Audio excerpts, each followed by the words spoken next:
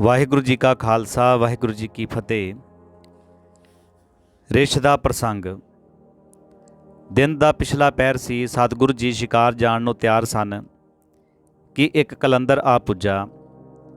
ਉਸ ਕਲੰਦਰ ਦੇ ਕੋਲ ਇੱਕ ਤਕੜਾ ਪਲਿਆ ਹੋਇਆ ਰਿਛ ਸੀ। ਉਹ ਰਿਛ ਦੇ ਨਕੇਲ ਪਾ ਕੇ ਉਸ ਨੂੰ ਨਚਾਉਂਦਾ ਫਿਰਦਾ ਤੇ ਪੈਸੇ ਮੰਗਦਾ ਸੀ। ਉਸਨੇ ਸਤਿਗੁਰੂ ਜੀ ਅੱਗੇ ਬੇਨਤੀ ਕੀਤੀ ਕਿ ਇਸ ਦੇ ਰਿਛ ਦਾ ਤਮਾਸ਼ਾ ਦੇਖਿਆ ਜਾਵੇ। ਸਤਿਗੁਰੂ ਜੀ ਉੱਥੇ ਹੀ ਬੈਠ ਗਏ। ਕਲੰਦਰ ਰਿਛ ਦਾ ਤਮਾਸ਼ਾ ਕਰਨ ਲੱਗਾ। ਤਮਾਸ਼ਾ ਦੇਖਿਆ। ਦੇਖਦਿਆਂ ਸਤਿਗੁਰੂ ਜੀ ਨੇ ਭਾਈ ਕੀਰਤੀਏ ਵੱਲ ਦੇਖਿਆ। ਭਾਈ ਕੀਰਤੀਆ ਸਤਿਗੁਰੂ ਜੀ ਨੂੰ ਚੌਰ ਕਰ ਰਿਹਾ ਸੀ। ਉਹ ਹਜੂਰੀਆ ਸੇਵਕ ਸੀ। ਸਾਹਿਬਾਂ ਨੇ ਉਸ ਨੂੰ ਕਿਹਾ, ਭਾਈ ਕੀਰਤੀਆ, ਜਾਣਦਾ ਹੈ ਇਹ ਰਿਛ ਕੌਣ ਹੈ? ਸੱਚੇ ਪਾਤਸ਼ਾਹ, ਮੈਂ ਕੀ ਜਾਣਾ ਆਪ ਜੀ ਦੀ ਲੀਲਾ ਅਪਾਰ ਹੈ। ਭਾਈ ਕੀਰਤੀਏ ਨੇ ਅੱਗੋਂ ਉੱਤਰ ਦਿੱਤਾ। ਸਤਿਗੁਰੂ ਜੀ ਨੇ ਮੁਸਕਰਾ ਕੇ ਆਖਿਆ, ਇਹ ਰਿਛ ਤੇਰਾ ਬਾਪ ਸੋਭਾ ਰਾਮ ਹੈ।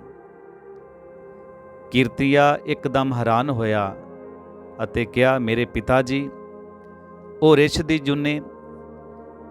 ਇਹ ਗੱਲ ਤਾਂ ਹੈਰਾਨ ਕਰਨ ਵਾਲੀ ਹੈ। ਮੈਂ ਨਹੀਂ ਮੰਨ ਸਕਦਾ। ਭਾਈ ਕੀਰਤੀਏ ਨੂੰ ਚੌਰ ਕਰਨਾ ਭੁੱਲ ਗਿਆ। ਉਹ ਰਿਛ ਵੱਲ ਦੇਖਣ ਲੱਗ ਪਿਆ। ਉਹ ਬਹੁਤ ਇਸ ਗੱਲੋਂ ਹੈਰਾਨ ਸੀ ਕਿ ਉਹਦਾ ਪਿਤਾ ਸੋਭਾ ਰਾਮ ਤਾਂ ਗੁਰੂ ਘਰ ਦਾ ਬਹੁਤ ਪ੍ਰੇਮੀ, ਅਣਥੱਕ ਸੇਵਕ ਅਤੇ ਭਗਤ ਆਦਮੀ ਸੀ। ਭਾਈ ਕੀਰਤੀਏ ਨੇ ਹੋਰ ਕਿਹਾ, ਸੱਚੇ ਪਾਤਸ਼ਾਹ, ਮੇਰੇ ਪਿਤਾ ਨੇ ਸਾਰੀ ਉਮਰ ਗੁਰੂ ਘਰ ਦੀ ਸੇਵਾ ਕੀਤੀ ਸੀ। 7ਵੇਂ 8ਵੇਂ ਅਤੇ 9ਵੇਂ ਪਾਤਸ਼ਾਹ ਕੋਲ ਰਹਿ ਕੇ ਗੁਰਸੰਗਤ ਵਿੱਚ ਬੈਠ ਕੇ ਗੁਰਬਾਣੀ ਦਾ ਕੀਰਤਨ ਵੀ ਸੁਣਿਆ ਕਰਦਾ ਸੀ। ਕਿ ਗੁਰੂ ਘਰ ਦੀ ਸੇਵਾ ਦਾ ਇਹੋ ਫਲ ਮਿਲਦਾ ਹੈ ਕਿ ਮੈਂ ਵੀ ਰਿਛ ਦੀ ਜੁਨੇ ਪਵਾਂਗਾ। ਇਹ ਸੁਣ ਕੇ ਸਤਿਗੁਰੂ ਜੀ ਮੁਸਕਰਾ ਪਏ। ਉਹਨਾਂ ਨੇ ਫਰਮਾਇਆ, ਮਨੁੱਖ ਕਰਮ ਦਾ ਖਟਿਆ ਖਾਂਦਾ ਹੈ। ਜੈਸਾ ਕੋਈ ਕਰਮ ਕਰਦਾ ਹੈ ਤੈਸਾ ਹੀ ਫਲ ਭੋਗਦਾ ਹੈ। ਸਾਰੀ ਵਾਰਤਾ ਸੁਣ, ਇਹ ਰਿਛ ਬਣਿਆ ਕਿਵੇਂ? ਗੁਰੂ ਜੀ ਦੇ ਸਾਥ ਚੋਖੇ ਸਿੰਘ ਸਨ। ਕੁਝ ਲੋਕ ਤਮਾਸ਼ਾ ਦੇਖਣ ਵਾਸਤੇ ਆ ਗਏ ਸਨ।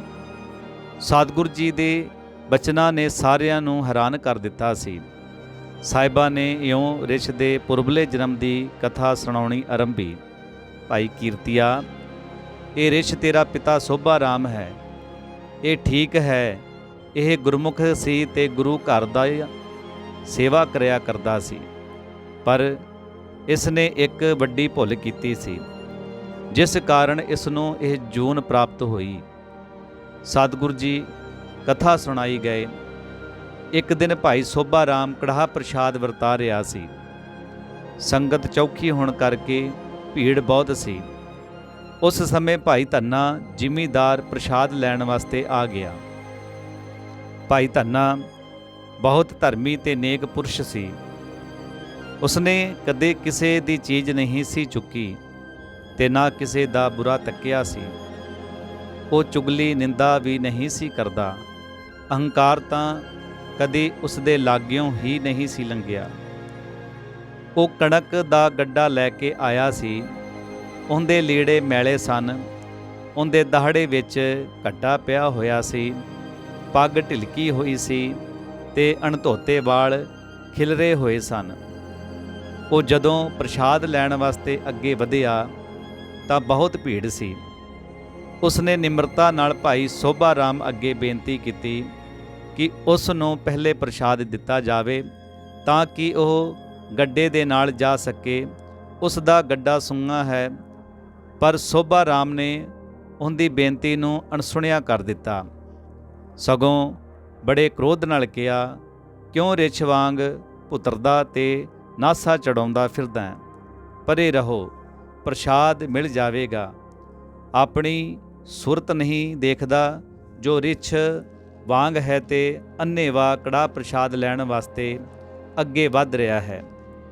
ਕੜੀ ਭਰ ਸਬਰ ਵੀ ਨਹੀਂ ਹੁੰਦਾ। ਧੰਨੇ ਨੇ ਗੁੱਸਾ ਨਹੀਂ ਕੀਤਾ। ਉਹ ਧਰਤੀ ਉੱਤੇ ਡਿੱਗਾ ਹੋਇਆ ਕੜਾਹ ਪ੍ਰਸ਼ਾਦ ਦਾ ਕਿਣਕਾ ਚੁੱਕ ਕੇ ਤੁਰ ਗਿਆ। ਤੁਰਦਿਆਂ ਹੋਇਆਂ ਉਹ ਸਿਰਫ ਇਹੋ ਕਹਿ ਗਿਆ, ਤੂੰ ਹੀ ਰਿਛ ਹੋ। ਧਰਮੀ ਸਿੱਖ ਦਾ ਬਚਨ ਸੱਤ ਹੋਇਆ। 8 ਸਾਲ ਹੋਏ ਨੇ ਸੋਭਾ ਰਾਮ ਨੇ ਕਾਸ਼ੀ ਦੇ ਨੇੜੇ ਜਾ ਕੇ ਪਰਲੋਕ ਗਮਨ ਕੀਤਾ ਤੇ ਰਿਛ ਦੀ ਜੋਨ ਪ੍ਰਾਪਤ ਹੋਈ। ਹੁਣ ਇਹ ਜੋਨ ਭੁਗਤ ਰਿਹਾ ਹੈ। ਇਹ ਸੁਣ ਕੇ ਕਲੰਦਰ ਝੱਟ ਬੋਲ ਪਿਆ, 7 ਸਾਲ ਹੋਏ ਸਨ ਜੀ ਮੈਂ ਇਸ ਨੂੰ ਕਾਸ਼ੀ ਦੇ ਜੰਗਲਾਂ ਵਿੱਚੋਂ ਫੜਿਆ ਸੀ। ਤਦੋਂ ਇਸ ਦੀ ਉਮਰ ਮਸਾਂ 1 ਸਾਲ ਦੀ ਸੀ। ਆਪ ਦੇ ਬਚਨ ਸੱਤ ਹਨ। ਇਹ ਜਿੱਥੇ ਸਤਸੰਗ ਹੋਵੇ ਉਧਰ ਬਹੁਤ ਜਾਂਦਾ ਹੈ ਤੇ ਚੁੱਪਚਾਪ ਖਲੋਤਾ ਰਹਿੰਦਾ ਹੈ।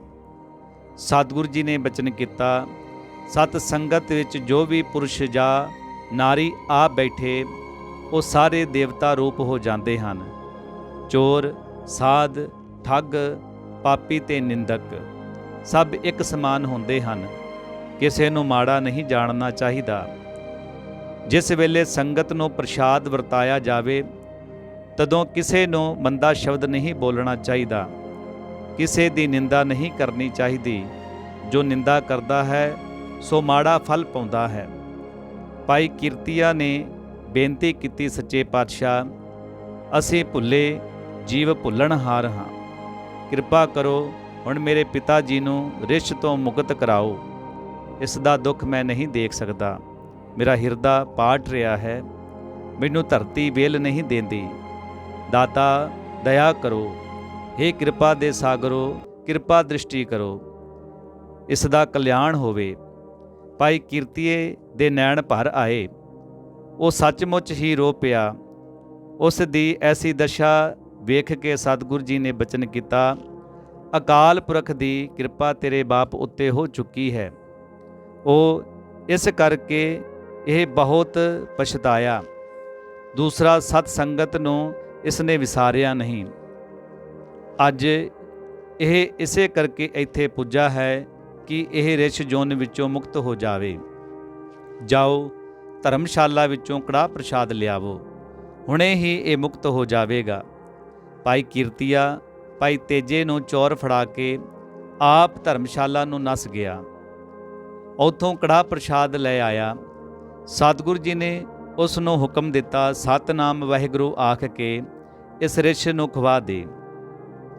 ਭਾਈ ਕੀਰਤੀਏ ਨੇ ਰਿਛ ਨੂੰ ਪ੍ਰਸ਼ਾਦ ਛਕਾ ਦਿੱਤਾ।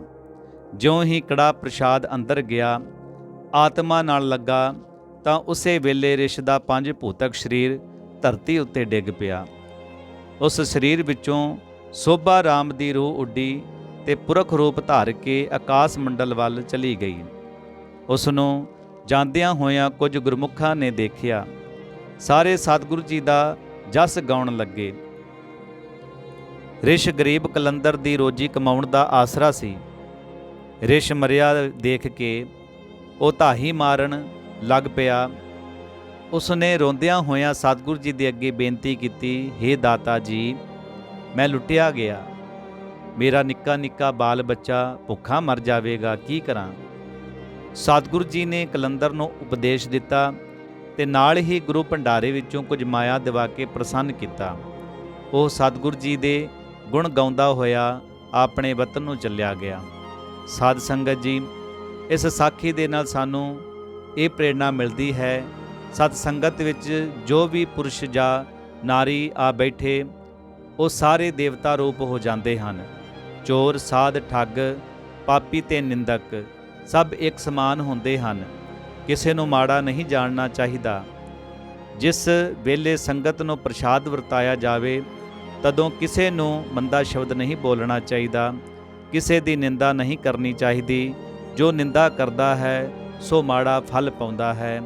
ਵਾਹਿਗੁਰੂ ਜੀ ਕਾ ਖਾਲਸਾ, ਵਾਹਿਗੁਰੂ ਜੀ ਕੀ ਫਤਿਹ।